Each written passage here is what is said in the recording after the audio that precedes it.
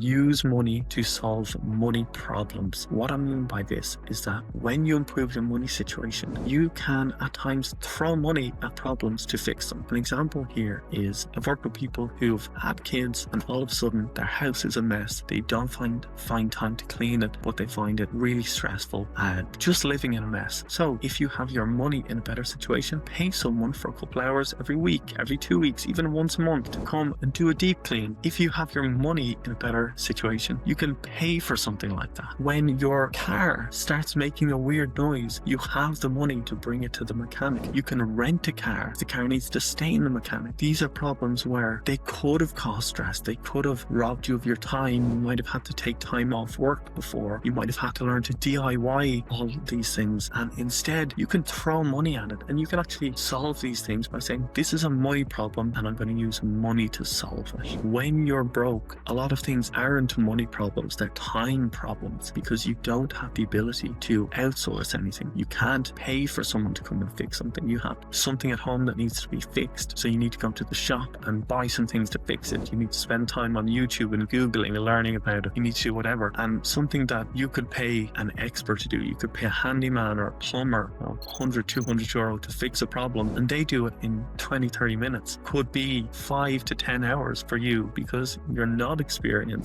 You don't have the equipment, you don't have the tools. Sometimes it's expensive being poor, and by having your money in a better situation, you can use money to solve money problems, but then also learn that more problems are money problems. This is something FIRE is great at. FIRE generally encourages you to save way more than is normal. So 40, 50, 60%, even 70 or 80%. By doing this, you can build way faster than normal people. If you are saving 10% of your income, investing that, you're going to get a small increase every year. But if you can double or triple what you're saving, your actual buffers, your savings, your investments increase hugely and way faster. FIRE is great about teaching about lifestyle inflation. This is something people really don't internalize normally, but when you get down the FIRE path, you really think intentionally about your spending and you start to see how big a deal lifestyle inflation is. With lifestyle inflation, you also see that earning more doesn't automatically improve your situation. Time and optionality, like I said, these improve massively when you increase your financial situation. When you improve your situation, you get more options, you get more time. You can outsource jobs that give you time. And then a lot of FIRE advocates will also just automate things. So they'll take away the decision-making process. When they get paid, boom, a lot of the money is gone. It's gone to savings, gone to pensions, gone to buffer funds. Generally, what FIRE gets right is that you can improve all these areas.